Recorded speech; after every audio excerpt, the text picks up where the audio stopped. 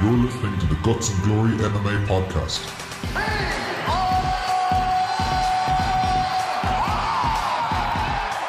What's up, ladies and gentlemen? This is Liam O'Griffin here. This is the Guts and Glory MMA podcast. I'm joined as always by Mr. Paul O'D. How are things? Yeah. I thought you were expecting me to do the news. Yeah, on today's show we're going to talk about a couple of cuts from the UFC, some fights being announced, and we'll have a look at the fight tonight as well. So there you go, folks. Lots to be getting on with. Let's be getting on. I want to fight with Chuck. Chuck. I think he just blew his wad there. Anderson Silva, you absolutely suck. So we're missing a camera tonight, so you're going to have to kind of squint to see me all the way from camera one. But you'll have a glorious full technicolor of Mr. Paul O'D. Looking beautiful as always. I trimmed the beard, which was very upsetting, so I'll hide it behind the mic. And we will have our comment section up on screen as well. So for anybody who is joining us on the live stream, comment away. We will bring your thoughts onto the podcast, and we'll answer any questions you've got. Yeah, there'll be some opinions on the fights tonight, I'm sure. There might be one or two opinions, and of course we have it's a Jake Paul week, so yeah, we'll get into that. Just first off, there's a couple of cuts from the UFC which are a bit Demian Maia. I suppose that's not that surprising given the run he's been on, and you know his age and whatnot. But him and Jimmy Rivera were cut, and the Jimmy one is like it seems a bit strange. Now his contract was up. So it's not cut. They chose not to renew. Yeah. Strange one. Top 10 bantamweight. I know that bantamweight division is stacked, but it's a guy that he's had a couple of tough losses, but he still could have put it together and gone on a run. Like that division is so damn competitive.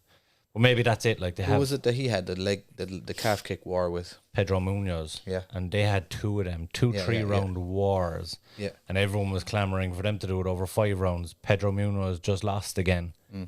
So maybe it was time to rebook that one. Part 3, do it over 5 rounds. It would have been good to see because I think they're 1-1, yeah? Am I right in saying that? Yes. 1-1, yeah? Yes. It would have been a good fight to see. But look, Jimmy can go anywhere. Like you look at guys when they leave the UFC, and a lot of talk when guys sign with Bellator or different organisations, they say they're washed up UFC fighters. But you look at the likes of Phil Davis when he went over, wasn't a washed up UFC fighter. He was top 10 in the UFC. What's his name? Corey Anderson was a top 5 guy in the UFC. 100%, yeah. Jimmy Rivera is another one of those guys. Wherever he goes, he's going to be a huge land. Like you put him in that Bellator bantamweight division. Oof. There's some serious matchups there for him. And they are talking about putting a Grand Prix on at bantamweight, so maybe that is the move to make. And they're looking at, a little birdie told me, they're looking at a 16-man tournament for bantamweight because there's enough of them there. And that they're trying to get Haraguchi in as well. Oh, nice. Yeah, so that will be stacked. Yeah. And I mean, unreal. Stacked. Unreal. That would take up most of 2022 as well. Like. Yeah. 16-man, they'll probably start at New Year, and it will be done kind of mid-2023 or 2022. No, next year's 2022, yeah. Yeah. Mid-23, I'd say, because it's 4 rounds. I'd say they'd get that done in a year. You look at, you see, maybe the Federer one went on so long because of COVID. It hit just before the second semi-final and everything. Yeah, a year and a half, It's tough to get it done in a year. It's the round of 16 would probably have to be split over like 3 events. Yeah, and that's what kills it. Yeah. So you let's say, right, so you start the round of 16, they do it. Their events aren't every week either, so there could be 6 weeks before the full round is done. Yeah. And then you're looking at starting the next one, and to give everyone the opportunity, it's another 10 weeks, let's say. That's 16 weeks of the year gone. Yeah. That's just 2 rounds. Yeah. They could get it done in a year, but I don't think they have enough cards on it would take over the year. Do you know what I mean? Most of their main cards will be on the tournament. I'd say it would be over a kind of 14-month period. Unless they unless if they are doing, say, a 16-man tournament, that they do one event where all of the first 8 fights would be on one card. That would be fire. Imagine like full main card of the bantamweight. Yep. The full tournament for full first round. So it's only 8 fights, like it's 16 man, so 8 fights. So that would be maybe main event plus 2. And get like, let's say it's an 11-fight card, get the other 3 fights on bantamweights as well and make them alternates and say, look, guys, here's your shot and press us, and if someone falls out, you're in. Yeah, and they have easily 25, 26 bantamweights that'd be ready to go for that. Yeah. And then, of course, like if you do another event, just the main event could be four bantamweight fights. That could be like, 2 months' time, 2 months after that, I think it could be done, right? Like, and then you're down to two fights another 2 months after that, and then a final before the end of the year. But see, if they wanted to do it, they could do it, all right? Oh, they could, but you're dependent on people then, like, and certain people will have more kind of say in when they fight, next. Or, like, let's look at the featherweight one. AJ just banged out his fights, and AJ was waiting 11 months nearly he was waiting longer than 12 months, actually, for Patricio to meet him in the final. With everything, Patricio fought twice since AJ's last fight, to get there. So, yeah, it's a tough one to balance. I think the way Combache do it is a good kind of a compromise where you can get a tournament done one night, in one night. I know it's not like it's not the same as what Bellator are doing, but it's going to be hard to get those guys to sign up for a 1-round fight, though. Yeah, that's too high stakes at, like, so the guys in Combache are aiming at Bellator, UFC, PFL. Do you know what I mean? That's their end goal. If you get to top 10 in Bellator, you're almost there. Do you want to take a risk on a 1-round fight to be? Yeah, true, yeah. No. If you're on the outside looking in, that sounds like a great deal. But some of the top guys then are just gonna say no. Look, I'll take my chances over a 5-round fight or a 3-round fight. Yeah, no, makes sense. So, Greg O'Sullivan, do these tournaments include a champion, or is it for an interim belt? No, they always include a champion, Greg. At Bellator, anyway, they include a champion, and every fight that the champion has is actually a title fight. So, like, even in the round of 16, that's the other thing is if they have 16 fighters, they're going to have to be all 5-round fights, aren't they? No, I would say the first. So it was they introduced that for the featherweight one. Yeah. But before that, remember the light heavyweight one? Yeah. Or not light heavyweight. What was the welterweight? They did before that. Was that all 3-round fights? Only the championship ones were 5-round, the rest were 3. And that's all wrong. But for 16-round, they're not going to do that many 5-round fights. They're just not going to do it. Yeah. But what is good about the tournament format in Bellator is that the champion literally has to defend his title the whole way through the tournament. Which is unreal. Like, so you could have 3 different champions crowned in one in one tournament. And the storylines there. You've got champion Pettis, teammate Stotts would both definitely be in opposite sides of the bracket. Yeah. You've James Gallagher, Brian Moore, both would definitely be in teammates opposite sides of the bracket. There's so many drama. I would be much drama to be had. I'm going to be absolute, because apparently, no, I don't know for a fact, but apparently that's their next move, Bellator's next big move. So they've been talking about it for 3 years, but it's looking like it's going to get done now. Yeah. I'm going to be so pumped when they announce this thing. It's way bigger. We looked at the light heavyweight one, and remember the end of last year we were talking about like Yoel Romero, Anthony Rumble, and don't get me wrong, it's been brilliant, but this bantamweight one is going to be absolutely fucking insane. Absolutely insane. I know. What about Damian Maia? Do you reckon he'll get picked up by anywhere, or is it just time to hang out the gloves? That's a trickier one. I don't know if I want to see him continue. Like he's still competitive, and he was competitive at a top 15 level in the UFC. So there's nothing saying he couldn't go to another organization and pick up a belt, pick up wins. But he's 40 now, is he? 39, 40? Yeah, he was definitely on the older side of things. Yeah. Like even when he started to become a thing, like they talked about him being like the career police officer, and he was cleaning up the favelas, and so yeah, he's definitely long in the tooth, all right. He's up there. Like I could see him retiring. I think he's got nothing left to prove either. Like, he was a career UFC guy. Like, where did he come over from Strikeforce, or did he? I don't remember. I think he came straight from Brazil to UFC. I'm not sure, but he's had, is it 30 UFC fights? Couldn't tell you. I'm just a casual, you know that. Yeah, I know he's had a lot. We'll get corrected in the comments anyway, but he's had a lot of UFC fights. He's been there a very long time. I don't know. Is it like you're going out for a victory parade if you go anywhere else? And we've seen it. The guys that have gone and done that have been beaten, and they've been beaten badly, and It's kind of put a tarnish on it.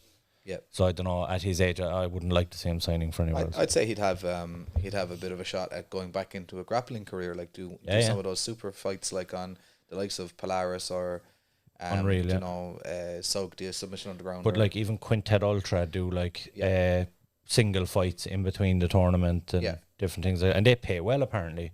And the same with EBI, Eddie Bravo Invitational, they pay well to get those guys on. So yeah. So Jimmy Rivera is okay. Damian Maia, maybe hang them up, go somewhere else. Maybe, but we'll see. How many of these Brazilian? We talked about how tough they are, and they just want to fight. Yeah, like he'll pop up somewhere more than likely fighting. You know what I mean? He could fight up he'll show up in a Showtime card at some point.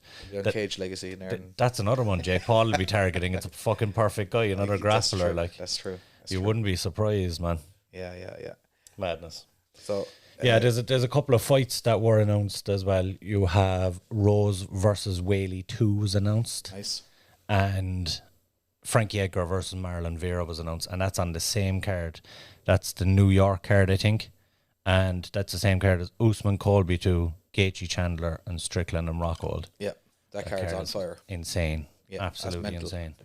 Yeah, but I don't know how I feel about Whaley getting the shot. Yeah, my memory on that division now is gone to shit. But so Whaley just lost it to Rose. Wasn't Carla Esparza up in the mix there as well? Yeah. Who else was in the mix? We had Joanna Jędrzejczyk. Yeah, and you have Mackenzie Dern. Yeah. So Mackenzie Dern is now fighting. Not Caitlin Vieira, what's her name? Jesus Christ. She got a fight announced as well. Everyone assumed that she'd be the next one to break into that top 5. But it looks like they're going to keep that revolving door going for another little bit anyway. Like, I understand why Joanna got the fight back, because she was a long-time champion. Yeah. Rose got the fight back after going away, and, you know, Jessica Andrade had her shot. Yeah, she earned it. But Whaley, I think she's getting that shot again because of she's a huge draw to that market. Yeah, massive. And she's bringing in the Chinese market. Yeah, she came out recently with the comments about that the Chris Weidman fight was on just before theirs when he broke his leg. Yeah. And that really upset her going into the fight. Yeah. It's a novel excuse, but it's an excuse at the end of the day. I mean, and it very well could have. I mean, I can't imagine if I was fighting and I seen someone break their leg the fight before me and horribly break their leg, going out and acting like nothing is going on, like, but I got distracted when that happened over in the IMAFs. Yeah. So we were in Bahrain, and I think it was, I can't remember who was fighting, but I was cornering on cage 2, which was in the middle of the arena. Yeah. And cage 1 was like, I was looking at our opponent across the cage, and behind our opponent was cage 1. Yeah. And there was this Welsh dude, and he was lacing into leg kicks like with reckless abandon.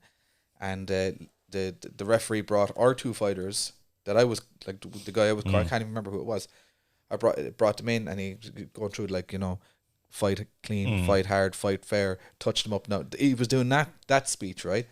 And so our fighter came back to touch the cage and turn around and go back out, and literally just as he was walking out to start his fight, the guy in cage 1 snapped his shin. Exactly like Chris Weidman, and I was like, fuck, he broke his leg. Like literally 2 meters behind my own fighter. Like, talk about fucking with somebody's confidence. He thought you were talking about his opponent. He's at the fucking breaking his leg walking back. And I totally wasn't paying attention to my own fighter, obviously, like, because I saw that way over there on the other side of the arena. I would fuck with you, though. I see it on TV and I can't watch it. They'd be showing these 100 replays and I'm like, what are they doing? But I can imagine seeing it live as, wouldn't be my cup of tea anyway. No, I've seen it happen twice live now. Yeah. I saw it happened in Bahrain again. I don't know, is there something in the air over there? But there was a guy fighting. Actually, he fought an Irish guy. He fought Matisse Sarahofs from SPG Port Arlington, and it was so your man did the whole thing. But the ironic thing about this guy breaking his leg is that his nickname was Iron. Iron Mike. So I turned around, I had Dan Healy behind me, and he'll be fucking iron after it. He'd have a titanium plate inside his leg. I turned around to Dan and I was like, he's gonna have to change his nickname anyway. Yeah, titanium Mike. Fucking hell. Yeah, they're vicious ones. I don't know. The legs aren't leg kicks. We'll get to the Giga versus Edson fight in a minute, talking about leg kicks. But yeah, I don't think they're going anywhere. But we are going to see a lot more leg breaks in the next 2 years. Chalk it down. A lot more. And like, how many have we had? We've had 2 now in a year. Like before that, it was Anderson Silva, really. Yeah. On a big stage. There's obviously been lots of them, but on a big stage. And the same week that Anderson Silva did it, Tyrone Spong did it. Was that Gogan Saki he broke his leg against? Oh fuck! I can't remember who it was. I think your man made it into UFC afterwards. Anyway, I think it was Gogan Saki. Yeah. But yeah, and like as I always say to my guys, like they're talking about conditioning their shins and stuff. Like if Anderson Silva and Tyrone Spong didn't have conditioned shins, nobody has. They 100% did. So it's really a fluke accident. Whenever it happens, it's a fluke accident. It's just like you could throw 100 kicks or 1,000 kicks that are checked and you'd be fine. And just one at exactly the right angle, the law of the lever makes your ankle go just an extra millimeter further than every other one of the 999 you threw before, and there she goes. Well, you're talking about conditioning. You can condition to a point. Something that's going to break your shin bone, you can't condition for that. You're never going to be able to get your shin conditioned enough to stop that. So somebody talked about it there this week. Actually, I can't remember which video I was watching, but someone was talking about it that you're not, like, obviously you're not going to make your leg indestructible by banging bamboo sticks off it or by kicking poles or whatever, but you are going to deaden the nerve cells. Yeah. So you don't have the sensation of the pain. Yeah. Every time you get checked or throw a kick or whatever, that's grand. You still feel pain if it snaps in fucking half. You definitely will, like, and I mean, pain is there for a reason. Like, you don't want to have no nerve endings. Like, otherwise you stick your hand in the fire and your hand is melting in front of your eyes and you don't do anything about it. You know. But that's like, I work with a lot of chefs that literally have no feeling in their fingertips. Like same concept. Like they just burnt their fingertips off. They can't feel it. Yeah. But the justification for shin conditioning from this particular, it was a female athlete. I can't remember who it was.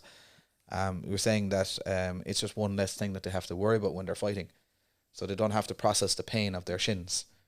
You know, so I don't know. I get it, but it's a kind of a backwards mentality. Like you should be defensive and not trying to get hurt, as opposed to make yourself in a position where you can't feel the pain. Yeah, it's kind of a backwards mentality towards it. We do need to talk about Jake Paul. It's going to pain me, but fuck's sake. So here's the deal, right? And I want to ask if there's only one comment in. I think there's only one person watching. There's only one person watching. Is that you, Greg? Yeah, but very possibly. But I want to put it out there if anyone sees it after commenting. Is Jake Paul slowly winning over MMA fans? I think the fact that he's fighting for the pay of MMA fighters, he's definitely hit on something there. Yeah, that's a positive. I still think though, and I think Tyron Woodley is making back a few fans by the way he's calling out Jake Paul for calling his 3 fights a career. Yeah. And basically hunting down kind of retired ex-fighters who don't strike. And he's been very vocal in saying that he's the guy. Greg Sullivan, are you watching? No. Or is he talking about Jake Paul maybe? I don't know. I think he's answering the question. Yeah. He's also the guy that's come out and said, look, I'm going to do it for the MMA guys. I'm going to put a stop to this shit. Like. Yeah. But is he? Well, I'm certainly more confident than Ben Askren. Yeah, well, that goes without saying. Yeah. But is he the guy? Is he the guy? I think he is.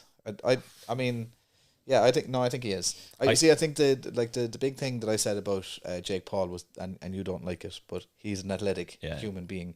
He's big, he's strong, he's fast, and he's got good hand-eye coordination. Yeah, grand.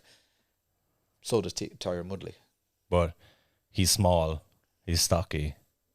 Yeah, but he's got that athleticism. Which Ben Askren doesn't. You know? But my side of that is, I don't think we want the guy to go over from MMA and spark Jake Paul. I don't want a guy that's going to go over and they have a competitive fight and Woodley wins it. Yeah, do you know what I mean? That's a win for Jake Paul. That's Jake Paul being in there and hanging in there with a former UFC champion, not that long ago champion. Yeah. We need a guy that's going to go over and spark him. I don't think Woodley's that guy. I can see Woodley winning a decision, But I can't see Woodley No, sparking. I see Woodley hurting him. Like, I see Woodley hurting him, putting him in a corner, and like literally making a bitch out of him, making a punch bag out I of him. hope you're right. Yeah, I do. I have enough faith in T Wood to do that. I don't like the guy. I still think he's a bitch for moaning about everything, from being discriminated against, for not being paid and not being marketed and everything. He always was making excuses for everything. But I respect his skills. I think he has enough boxing to slap down an amateur boxer. Like, My concern is we saw Woodley at the height of his skills when he was the champion, and when they were saying he was going to be one of the best in the world. He was fighting Wonder Boy twice, and he fought Damian Moya, who were the two guys then. None of those fights were that impressive, and he was the guy that was standing off and waiting for that one punch. Normally when you get a wrestler with his wrestling ability, they're the guys that can throw with reckless abandon because they're not afraid of a takedown. You know, they're the ones that can push the pace. He was always on the back foot. Like, is he going to switch up that much that he's going to start moving forward? Because if he goes on the back foot against Jake Paul that much longer than him, that's playing into Jake Paul's hands. I'm not saying Jake Paul is going to be that offensive guy that's going to try and fucking take him out of there. Yeah. So I see what you're saying. I still think that Jake Paul is amateur enough in his skill set that he's going to leave a big gap. Yeah, 100%, yeah. But like Tyron Woodley, he will land that right hand. Like, he definitely will, right. and he landed early because Jake Paul is going to come is going to be so cocky and arrogant about coming forward. Start reaching with his punches. Yeah. I think he's decent for the amount of experience he's got. Like, but he's still levels below. Yeah, no, 100%. So, I just have my concerns. It's still a guy who's 6'3", is he? 6 foot, and 200. He's a big boy. Yeah, 220 pounds. Yeah, big boy Fighting a welterweight. He's still trying to be that bully. Like, I don't know. I hope what you're saying is right, and Woodley can land that right hand. But I think even if he lands it, it doesn't put Paul out. Pains me to say it, but it doesn't put him out. Jake Paul needs to fight a guy, a 205er, that cuts down to 190 as well, or whatever. A bigger guy with knockout power.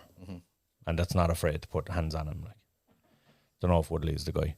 And if this turns into an absolute farce like the last one, they're saying he's taking a dive. No, for me, I'll still say it, but I don't think Askren took a dive. I think he got clipped. No, I don't. He was just sloppy as all hell. Yeah. But if this turns into a farce and somehow Jake Paul gets a knockout in this one, like, this is gone. You're talking about levels.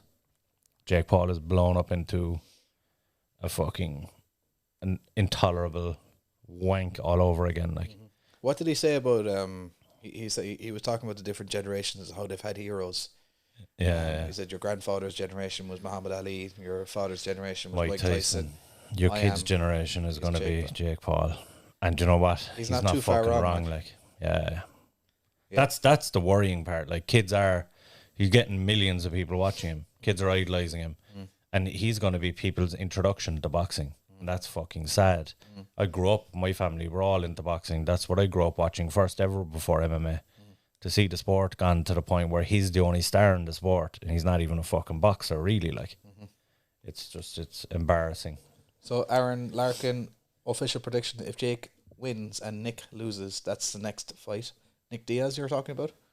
Yeah, you see, Nick could be the guy. Yeah, Nick is definitely not going to, like, I can see what you're saying about Tyron Woodley might possibly go on the back foot and kind of it could just be a fucking awful looking fight. Yeah. And if it goes the distance, Jake Paul wins. Yeah.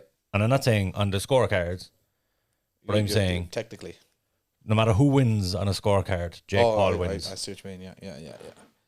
Yeah, no, Nick Diaz would, and actually the trash talk would be, that would be legendary as well. Yeah. Insane. And because Jake Paul carries a heavy crew and they come at it, there's 100% the brawl going down at that. Oh, 100%. If you've Nate Diaz, Jake Shields, all the boys there. It'd be interesting as well to see who Snoop Dogg would back. And what's his name? Garcia? The Ryan Garcia. Oh, yeah. Ryan Garcia trains with the Diaz brothers. Yeah. And he's good friends with Jake Paul. Yeah. So it'd be interesting to see whose corner he'd be in as well. He's been in a lot of Jake Paul's videos. Right. Well, Aaron Larkin will have to send you out a T-shirt or something if that prediction comes through. Yeah. We don't have any T-shirts, but we'll send you one anyway. Let us know what you see for the Jake Paul Tyron Woodley fight. If you're anyway interested, let us know if you're going watching it. I'll realistically probably watch it tonight. I Stream might get it somehow. I might get some YouTube highlights tomorrow morning. Tomorrow morning, yeah. I'm not going to watch it tonight. Is it on very late? I don't care. Yeah. If it was on in the next 10 minutes, I'd still watch highlights tomorrow. You'll wait and know the result before you fucking even entertain it. People are Greg talking about. Yeah. O'Sullivan, people are talking about Tommy Fury as well being on the same card. Yeah, so Greg, if you actually go on to the Guts and Glory MMA podcast, the Guts and Glory MMA YouTube channel, David Hay, one of the Guts and Glory team, actually interviewed Anthony Pretty Boy Taylor, who is the guy fighting Tommy Fury, and it's a really good interview. He had some choice words about Fury as well. If he dies, he dies. He did the old Pulling Ivan out Drago that line, on it. yeah.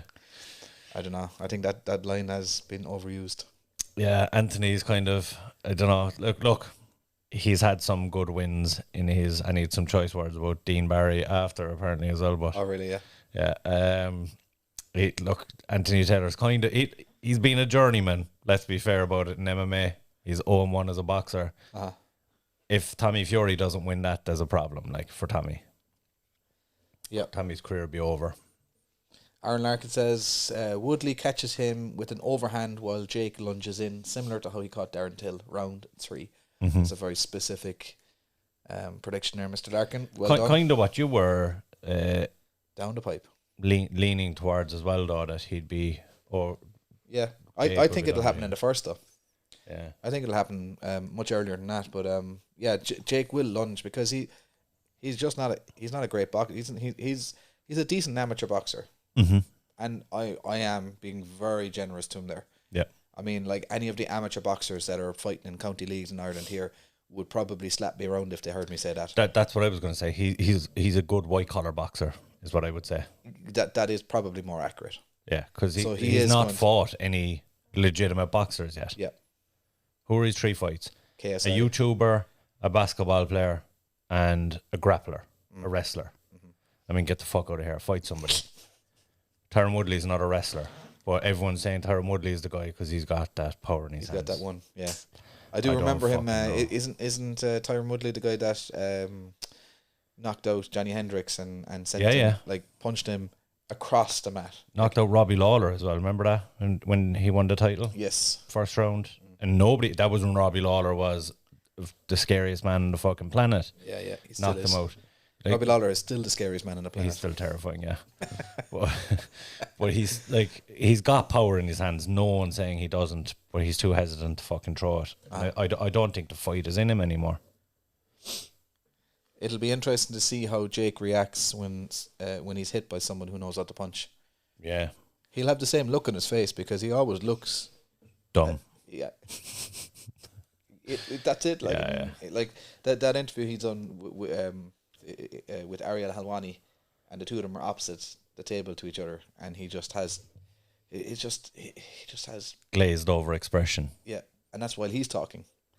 Do you know what's mad about that though? His channel, he comes across as thick as 2 fucking spoons. Yeah, Interviews, he comes across as thick as 2 spoons. He's obviously a very intelligent guy. is it a character he's playing? You reckon so? There has to be something. He's a genius marketer. Or has he just got unbelievable people around him? He's built up to have, and I know we're in an age where any fucking idiot could build up with the right material to get millions and millions of followers. But he's continually done this for years since the Disney Channel, like. But hang on, saying he's a genius marketer, like is a 5-year-old child throwing a tantrum a genius marketeer as well? Because they get their bar of chocolate. Yeah. Do you know what I mean? I think that's literally what it is. Between Jake Paul and Donald Trump, everybody says that they're genius marketeers. They're just being brats. Yeah. They're just being childish brats who haven't a fucking clue about anything. But they have enough people on their side. Yeah. They have an I don't army think that's a following genius in them. marketing. I just think it's positive reinforcement. They've been getting away with it for so long. They haven't been parented correctly to stop acting like a child, and it's just worked. So it's spoiled culture coming to the fore, like. Yeah. That's what I think it is. I don't think it's a genius in marketing at all. I just think that's what it is. Like, you know, kind of in the entitled culture, kind of spoilt, and you know, if you don't get your way, you just throw a strap. He just absolutely needs his comeuppance. I'm not religious in any way, shape, or form, but I'd be praying to someone tonight. I'd be praying to fucking someone tonight. Why one? Why don't you just pray to all of them? There's 50,000 different deities out there. Yeah. Pray to them all. Hello all. Yeah. All that kind of shit, yeah. Yeah. So, we never know. Will we talk about some fights that actually happened? Yeah. Actual fights. So we have the card last night, the UFC card last night. Barbosa Chikadze. You talked about leg kicks a little bit earlier. There was a few thrown here. There was a few checked here. Yeah. And there was a few body kicks checked here. Yeah. Edson Barbosa was checking everything for a while, and then Giga started checking him. Maybe first couple of minutes of the second round, my head just went, leg's going to snap here. Yeah, if ever there was going to be a leg break, it was going to be during this class, or during this fight, yeah. And even the couple that Barbosa did land made Giga switch stance. Yeah. Briefly. Yeah, he did catch that calf really nice there on one of them. Look, I said it maybe beginning or halfway through last year, Giga is going to be a huge problem for anyone in that top 10. This stylistically was the fight to find out where his kickboxing was at. Because you've got a guy who's done it for a decade and proven to be better kickboxer than most of the kickboxers. Now, I don't know if Barbosa is still that guy. Look, he was phenomenal against Burgos and put Burgos out. But I don't think he's the guy he was 5 years ago, put it that way. Yeah, he's definitely slowed the pace. He's lost the touch, he's lost a little bit, yeah. But, I mean, he was in phenomenal shape. Did you see him before the weigh-ins, though? No. Ooh. It's fucking ugly, lad. Was he? Like, it's... He had a tough weight cut, so you're saying. He made a statement saying on fight day, he's the same weight that he was when he was fighting at 55. Right. So he's just cutting an extra 10 pounds from what he was like 2 days out. Yeah. It's scary shit. Like, he looked almost fucking see-through. Like, it was... translucent. Yeah. It was an ugly scene. Like, and they were trying to interview him, and you could tell chapped lips and just didn't look comfortable. Yeah. And that's definitely not going. I mean, we know now statistically that's actually going to affect his performance. Yeah, although he has had a good run at 145. He's had, I think he's 2-2 down there now. Is he? Didn't he lose the first one when he went down? Let's get it on screen and. He did win 2 on the bounce then. So lost to Danny Eag. That was after lightweight. the drop. Paul Felder was at lightweight. Yeah. So Danny Ige was his first featherweight fight. Yeah. And then went on 2 wins, and then he's 2-2 now. Makwan, the Makwan Amirkhani. I mean, Amirkhani is more of a wrestler than a striker. So yeah, but he still looked damn impressive in that fight. Damn impressive in the Burgos fight. Yeah, we studied that fight actually. Our fight team here, and we've nicknamed the fight the punch that he put Amirkhani on his ass 2 times, and then he did it a 3rd time with a variation. We now call it a supercross. Nice. Phenomenal punch, but yeah. And Shane Burgos, Shane Burgos is a major problem in that division for anybody to have a win over him. That's a big deal. So he's hanging down there, but it's not his best. It's not his optimal weight. No. Yeah, a move back to lightweight would probably serve him. Although, is it too late now in his career? Is he going to win a title up there? He's 35 years old. He's going to have to come up and win 3-4 fights, and it's tough to get a title shot at lightweight anyway with the log jam at the top. I know there's a couple of fresh faces after breaking through, but I can't see Barbosa being that guy. He's going to have to come back and fight 3 guys to even get into the top 5. Yeah. So it's a tough one. But yeah, Giga looked absolutely phenomenal. Both guys looked good. But Giga, he's a big problem. Yeah. Those kicks, like the lead leg head kick that he just snaps up, and they're in the pocket. Yeah. He's snapping that up and landing. Yeah, he's just got great hip dexterity, so he doesn't have to lean back off it or wind it up or anything. He's just got the strength. He's got conditioning on his abductors and his obliques to be able to pull his leg into weird angles without any wind up. You know, normally people have to do a switch kick to do that, and he just doesn't.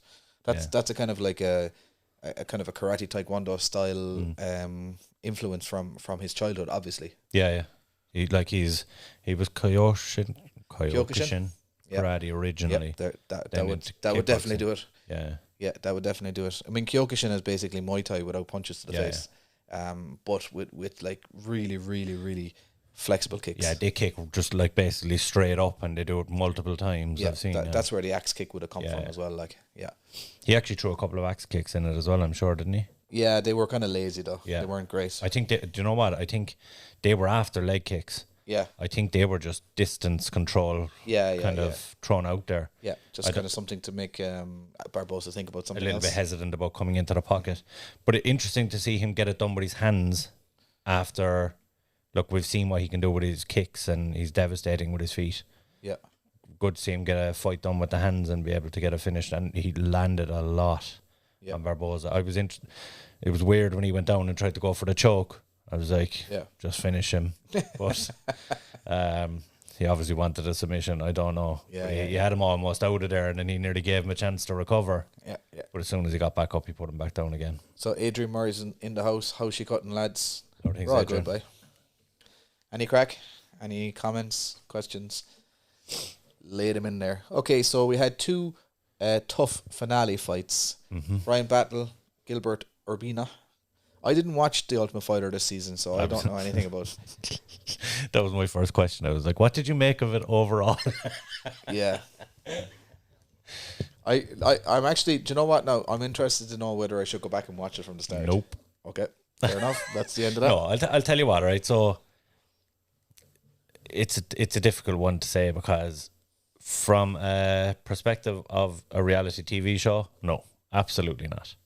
From the perspective of the fights, which is the last 14 minutes of the show, there were some very good fights on there. You could pick out all the bantamweight fights were very good.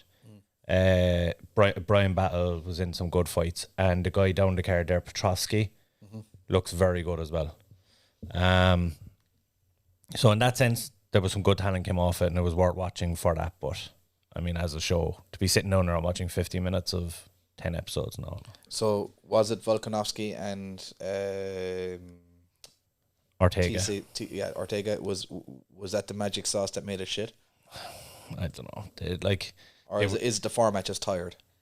See, I still like the format, Yeah, but we're and this is a good thing for the sport, but bad for the Ultimate Fighter. Gone are the days when guys are coming in here and they're not on weight, and they're drinking at the house every night, yeah. and they're So we're scrapping missing at the the drama. house. These guys, these are the guys that are waiting to get on tough are professional. Now, like only 7-8 years ago, you had a couple of fucking lunatics go in there just to get on TV. They didn't give a fuck about the Ultimate Fighter or the UFC or they'd have loved to get there, but they probably didn't even fancy their chances of getting there realistically. You're putting 16 guys in a house now that think they're UFC caliber. They're gonna go home, sleep, go to the gym, train, go home, sleep. Yeah, There isn't much going on. yeah, The coaches were drab as well. yeah. That can sometimes add some excitement. Like Ortega played a couple of pranks. One of them was quite good, but other than that, it was toilet to watch, to be honest. I didn't enjoy the show itself, but some of the fights were good. They need to get Campbell McLaren back involved in these, and he'd put some tigers in there or something like that, or put some strippers in one of the rooms, or one team has access to cocaine or something. Bring in a half dozen each, not half dozen, but bring in 2 or 3 Junie Brownings every season. Yeah, I mean, that's a show then. yeah, You've made a show, and they must know anyway, when they pick their, let's say, 16 guys at whatever weight, they must know there's 5 of them realistic. They're looking at 5 of them. But there's definitely, you could take out 3 of the guys that are contenders and go, we'll try in a couple of fucking scruffs there just to mix things up in the house, see how they really get on. But they're after finding a couple of stars, in my opinion. I think Ricky Torcios. Whoa. So this Damn was the impressive. bantamweight fight. I didn't watch this fight, but yeah, you mentioned him a little bit earlier. Yeah, he's an interesting guy to watch. It's all wild. He looks uncoordinated. He looks like he's going to get knocked out. He looks like he's going to get tapped out. But he scrambles and he swings wild. entertaining guy to watch. He's had some phenomenal fights. Like he could be top 10 caliber. It's hard to say yet because that division, like we've talked about how many times, is stacked. But yeah, he looks like a star though. He looks like the kind of guy that you want to see in there. Like he's going to be an exciting fight if he can put a few wins together. It'd be very interesting. Also, he was on Dana White Contender Series back in 2017 against Boston Salmon. Yeah, interesting. And Salmon, like that's the weird thing. Salmon hasn't really cut it. I don't Yeah. know if Salmon is still UFC. He's 8-0. 8-0. Boston Salmon. Oh no, he's gone back to LFA. You see there, he had 2 losses and back to LFA. Boston Salmon. So He was 8-0 when he fought. Yeah. Yeah. So he's like, and that's the guy that beat him to get into the house. Yeah. But Tercios went away and he's improved. Like, because I can remember Tercios on Dana White Contender Series, and he looked the same kind of guy. Just it wasn't all put together, and the scrambles weren't there. Whereas now, last night Brady Highstand came out and he had his game plan to take him down. And the first 2 rounds, Highstand had a lot of control on the ground, but it was the scrambles, it was the constant submission attempts and striking from his back and cutting Brady open off his back. That's what won him the rounds. Like he won a decision by being more active when Highstand was just trying to grapple him. Kevin Lee.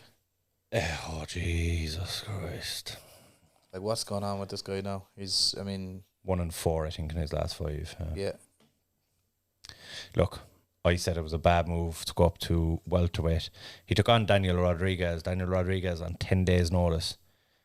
And Rodriguez is good, but he's not Sean Brady good. He was supposed to be fighting Sean Brady. Sean Brady would have murdered him. Yep. Now, Kevin Lee was able to get the takedowns, a couple of takedowns in that fight, and it looked like the first round went his way. You could argue, even though he was getting pieced up on the feet.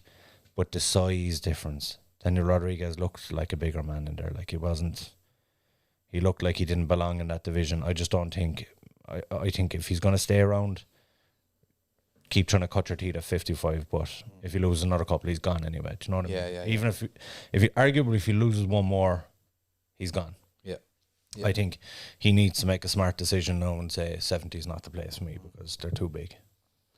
Greg O'Sullivan asking, do you think Gore, who was injured for the finale fight, should get a shot at the UFC or even a chance at Contenders? Yeah, he'll get a shot. It'll either be a call up for something they're stuck for in the UFC, or like that at DWCS, which is starting again. But Tracy Gore is another guy who had a Dana White Contender Series fight before the Ultimate Fighter. So whether to give him another shot in that or not. But he looked damn impressive as well, yeah. He was another guy. But I think Brian Battle, of those guys, the middleweights, or slight heavyweights, is it? Middleweights, yeah. Of the middleweights, he definitely looked the most impressive throughout. He was the underdog, like he was kind of picked low down. But just as the weeks were going on, everyone was kind of lucky at him, you know, and he seems to be the guy.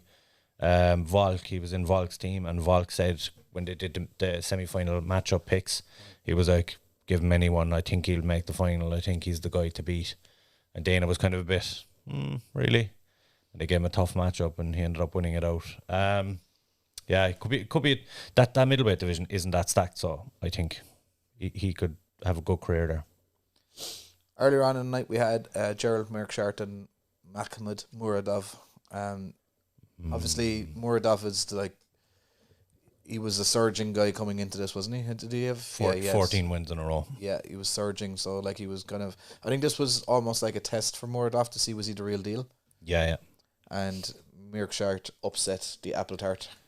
I'll tell you what though, it's the first time I've ever seen Mearshart get hurt and recover to win a fight.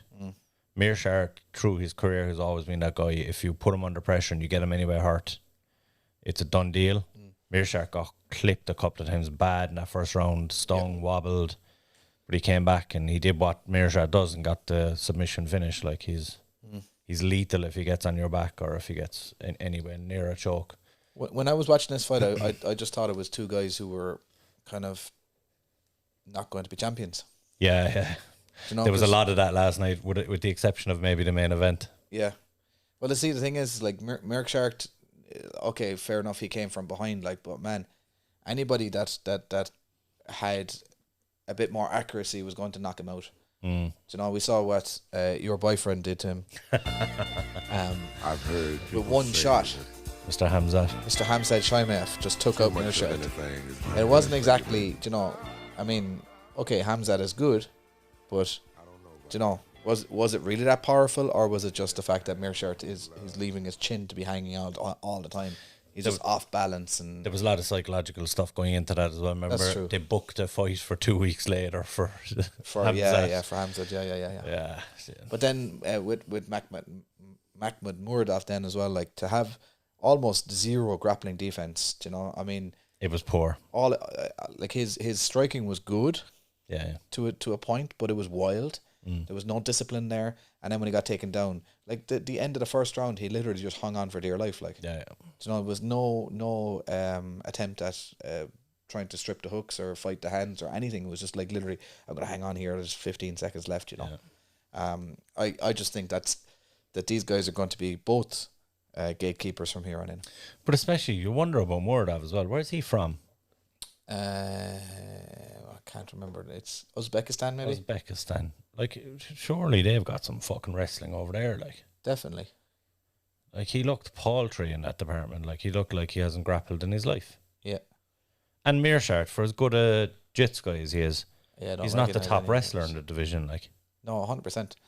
He definitely wasn't any great shakes as wrestling. He was shooting from Yeah. across the cage. yeah, there was a couple of awful looking scenes in the first round where you could have argued there was one takedown where he shot from so far away that he gave up on it halfway, still didn't get anywhere near him, and lay down as if he was pulling guard. Yeah. But Muradov was still fucking 4 feet away. Like, Yeah. the ref should have fucking taken a point for that. Yeah. Timidity. You can be what is it? Given a deduction or Yeah. warnings for timidity. That's timidity. That's I'm gonna lie down on my back. Yeah.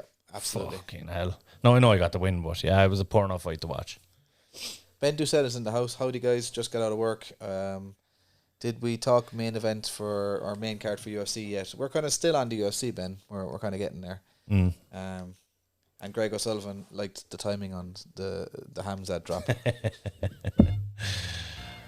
Barry White's getting more airplay here than he is on fucking Red FM. Like, will you slow down? too much of anything. It just works, mate. It just works.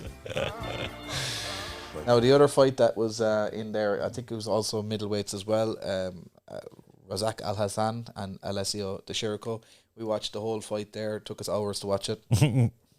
Yeah, First kick of the match. I missed this one driving home from work, but you put it up for me before the podcast there. Whoa. That's broken something anyway. It's cheekbone There's a or cheekbone jaw gone there, or right? Yeah. something. I don't know. Was it a fight though? Was it just a case of like he ducked into it?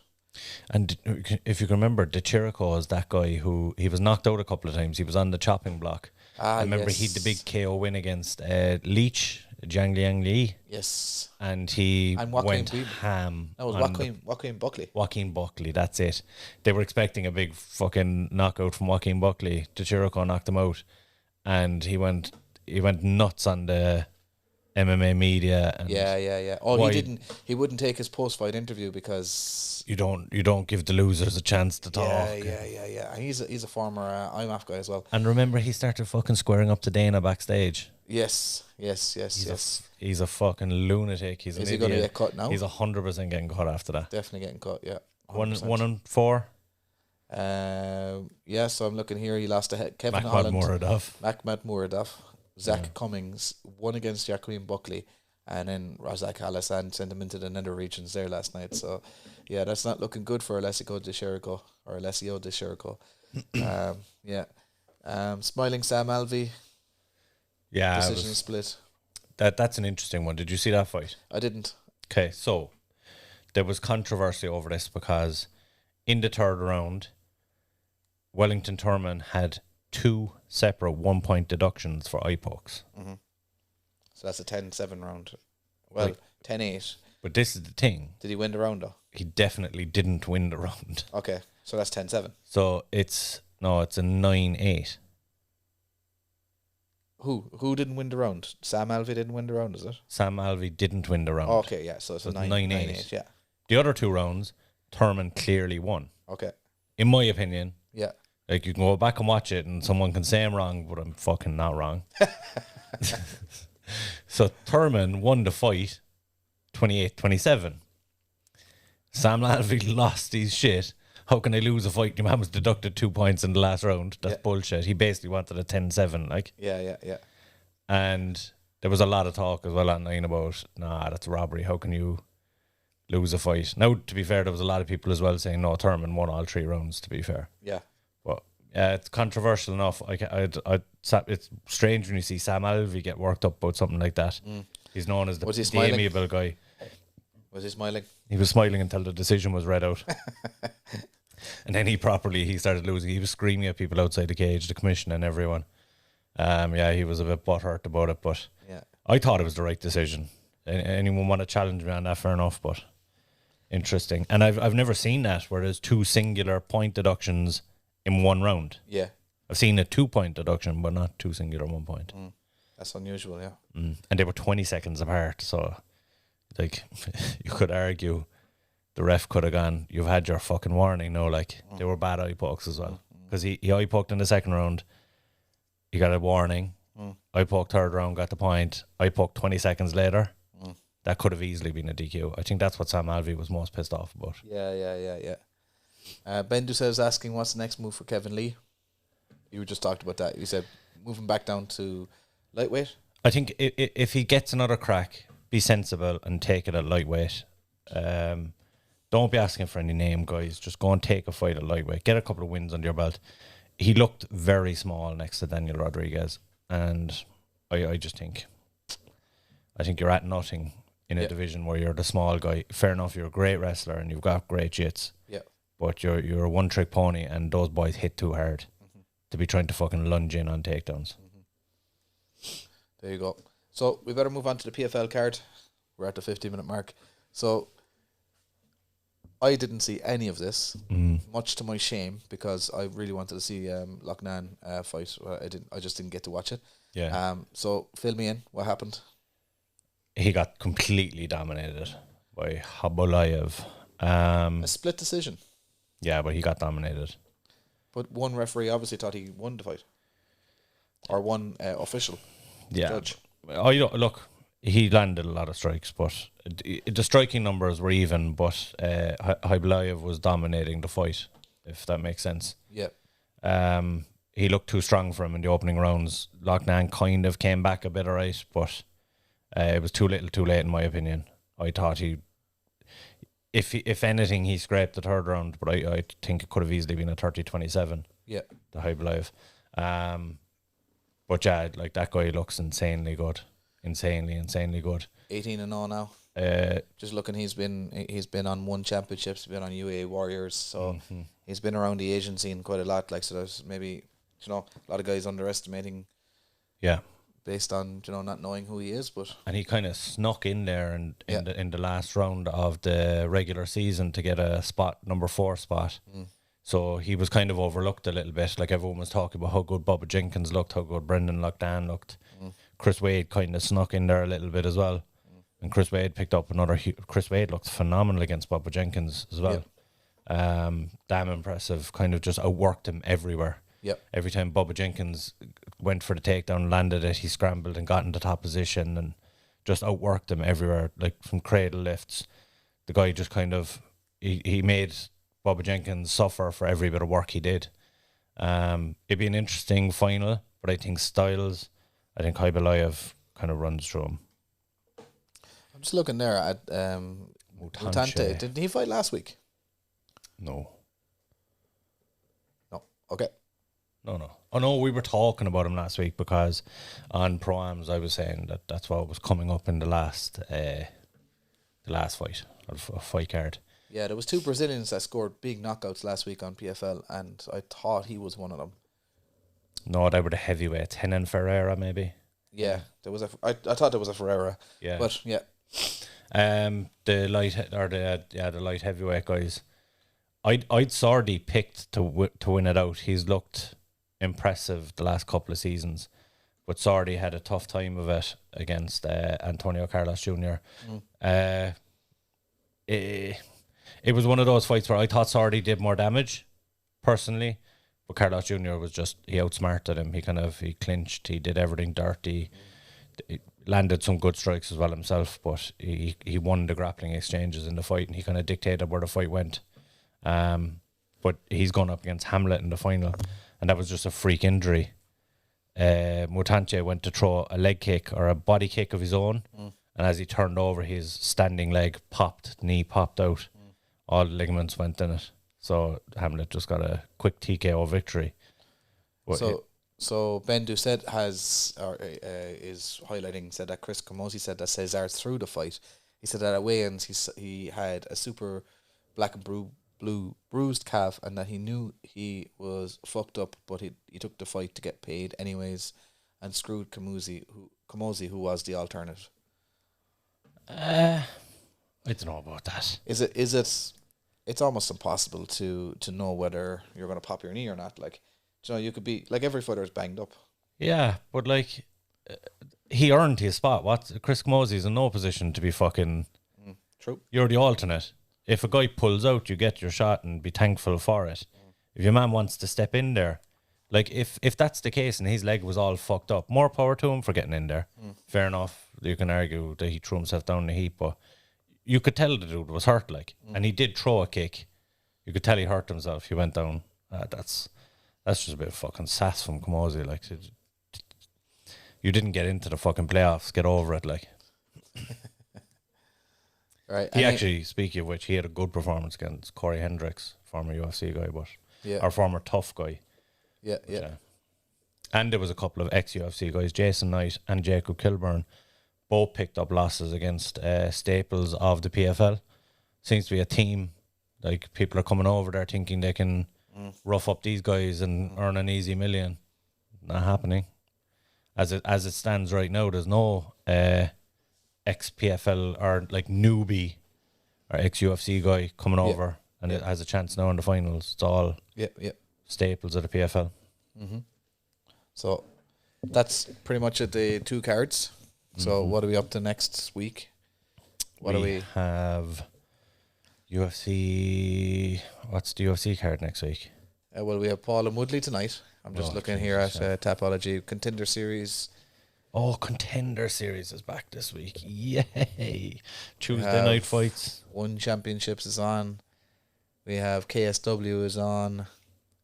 UFC Fight Night, Brunson and Till. That's the one. What else do we got on that card? We have Tom Aspinall and Sergey Spivak. So Tom Aspinall's opponent was replaced this week. He was lucky to get an opponent on such short notice, actually. 100%. Yeah, and Spivak is the guy that he's the Moldovan kid that the guy from Contender Series called out, wasn't it? Yeah, and Spivak ran through him. Yeah. Modestus Bukaukas fighting Khalil Roundtree. Vandramini, yeah. Paddy Pimblett. Is that was there a controversy that Paddy Pimblett's fight was off at one point? It's back on again, or what's the story there? What's his name? The Twitter guy, Dutch Marcel Dorf, right? Put out that Paddy Pimblett had pulled out of the fight, and he rarely gets it wrong. Like, his information is rock solid. He won't put something out unless he's like checked and double checked, yeah. And Paddy Pimblett tweeted back at him saying wrong. And then it came out that, Paddy Pimblett's fight is not off. He's back in it. Yeah. Or even the way they worded it, it was like at some point it was definitely, there was no smoke without fire. Like, there's a lot of, this is the card that they were hoping to have in London. Right. So there's a lot of UK and European fighters on this card. There's a lot of European interest on the card, so it's an interesting one. Meatball is on there. Mandy Bohm. Jack Shore. Is this Mandy Bohm's first UFC fight? Yeah. Because she was previously at Bellator. Yeah. You have Molly McCann, Jack Shore, Paddy Pimblett, Modestus Bukaukas, who of course was an ex-Cage Warriors champion as well, David Zawada. So there's Jack a lot Shore. of guys. Yeah. Did you say Jack Shore already? Yeah, and Tom Aspinall, Darren Till. Yeah. So a lot of European interest on that card. It should be an interesting one. And it's actually a very good card. You look at the matchups there, like Alex Morono against David Zavada. Alex Morono, he's had a kind of a rich vein of form in the fights that he's gotten. Like he fought Rhys McKee, then he went on and fought Cowboy and someone else, another big name guy. So he's had a good run of form. He's gone in against a tough German out in Zavada. Khalil Roundtree against Bukaukas is a great fight. Interesting then to see how Pimblett does, how Bohm does. So yeah, it's definitely one I'll be staying up to watch. Nice. Not that I miss many of them anyway, but yeah. Nice. Good And card. of course, next week I'll be in. Well, no, next Sunday. So for the live show, I will actually be in Newry. Nuri for the So I've got 5 fighters up on. Ayur fighting. Ayur. What does Ayur in Irish mean? I thought it was like it's a metal, isn't it? Bronze or gold or some shit, or Ayur. Yeah, maybe it is. Any Irish speakers on here? Any Gaelgors that can let us know what Ayur means? Tommy Lanigan will be your man there. Absolutely. We've only got 2 people watching, so I doubt he's on. Ayur. Ben Doucette, do you have any Irish? Do you have any Gaelga? He probably has more than fucking us. I'm laughing at him. Ayur. So we have 5 on that card. We've got the 2 Kerry lads, Ethan Gearan and Dan Sullivan, making their debut. And then we've got the Farah's brothers, Abinu and Fufu, both fighting. And we have Keith O'Shea. So we've got a full house. Should be a busy night. And then I've got to literally come straight back down as soon as the fight is over, straight back down the road and get on a plane to Miami to busy couple of weeks ahead. Yeah. So it's going to be a bit mental. But maybe we can get a show in from Miami. Myself and Pat can come on the podcast and That'd maybe be do very something good, from Miami. But it's Might his even get Campbell in is with his us. fight not on the Sunday night? His fight is on a Friday night. Oh, sorry. So I'll 10th, actually be that's back. right, yeah. I'll be back here on Sunday, the week after the week he fights. Oh, will you? Yeah, I'll be home and all for Sunday. Well, will you be here podcast time? You'll be knackered. I will probably be asleep. Yeah. Figured that. Ayur means you, Y-E-W, and Ayur Kintrochta means Nuri. Right. So it's literally the name of the place. Like, Okay. that's not interesting at all. No. I thought it was some fucking metal. No. There you go. There you go. And Ben knew that, he just wasn't commenting. Yeah. He was just on like, strike let these now. fucking idiots figure it out. Yeah, absolutely, 100%. So we're looking for one of the other lads to come in next week and prop up the angles here to get the podcast off the. I have to say, last week when you were on with Dave, the setup looked unreal with the different camera angles. Yeah, it was a bit of experimentation going on there, right? Looked good though. I'll have to show you how to do that there, to get that set up next week. Yeah, I'm sure one of the lads will jump on. I think Dave was on to me. He's hoping to jump on next week. So I might get one or even 2 of them if I can get them on next week. So Yeah, savage. interesting. So there you go, guys. Thanks everybody who's been in the comment section. You've been a hoot. Thanks everybody who's been watching in. And go ahead and subscribe on the Gutsy Glory MMA channel over on YouTube and the MMA Opinion on Facebook. And until next week, we will see you then. I want to fight with Chuck. Chuck. I think he just blew his wad there. Anderson Silva, you absolutely suck.